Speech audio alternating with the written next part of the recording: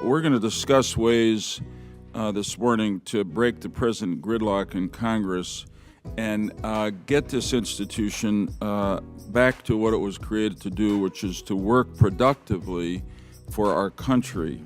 A recent analysis by the Washington Times reveals that last year marked the least productive session of Congress in more than 60 years. Why wouldn't we want to hold this hearing? Why would anyone feel, based on the record, that Congress is fulfilling its responsibilities to the American people? Why wouldn't we want to open the conversation, particularly on the broad series of proposals made by a relatively new citizen grassroots good government group called No Labels?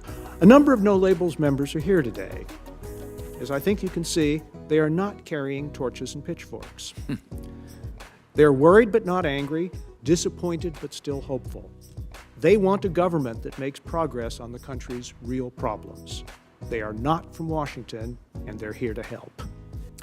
I think this hearing is important because this is the first formal institutional recognition that I've seen that Congress knows it is sick. The question is, will Congress be able to heal itself? Members of Congress are willfully refusing to put our nation on a path to long-term fiscal responsibility. As long as this is the case, Americans will continue to be frustrated and angry with Washington's inability to produce real results.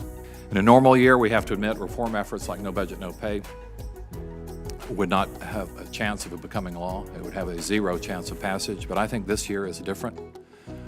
Instead of business as usual, winning as usual, I think that the public is so tired of our blame game that we're going to act. I've heard some of my colleagues scoff at the timeline established by this legislation.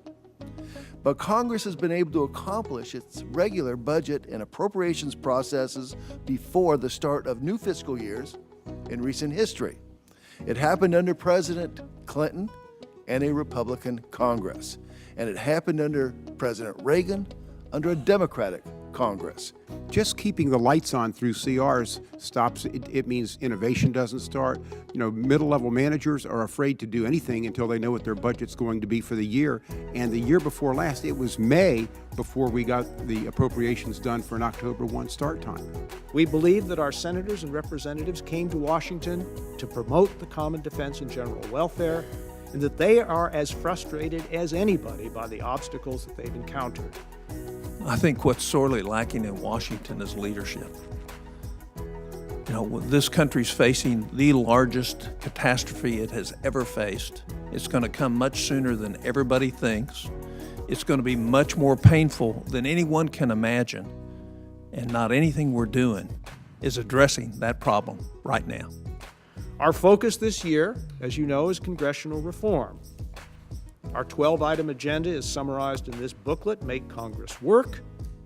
Its title expresses the judgment that an overwhelming majority of the American people has reached.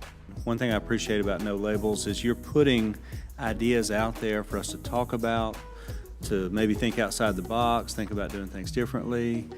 You know, I've been over this document, Make Congress Work. I think it's really an excellent document, and I want to note for the record that what Bill Galston has said, this No Labels group, in my opinion, is a genuinely grassroots movement. It's obviously started by leaders, otherwise it wouldn't take shape, but the growth that it's shown over the relatively short time it's been in existence is another message to us, and I think this is a series of very constructive proposals. If we all just had the courage of our convictions rather than following the party leader of our party, think how much we could do. Isn't that the meaning of No Labels? Isn't that what you're trying to convey? Elections are for elections, and after the elections, we act like grown-ups and work together to try to solve the country's problems.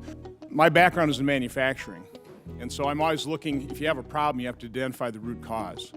If you have an engine leaking oil, I mean, you can keep adding oil, but you're better off changing the gasket. I want to praise No Labels because No Labels really has been constructive and thoughtful in response to the crisis in American government. You have given voice to the the largest part of the population whose voice is not reflected well in our political system today.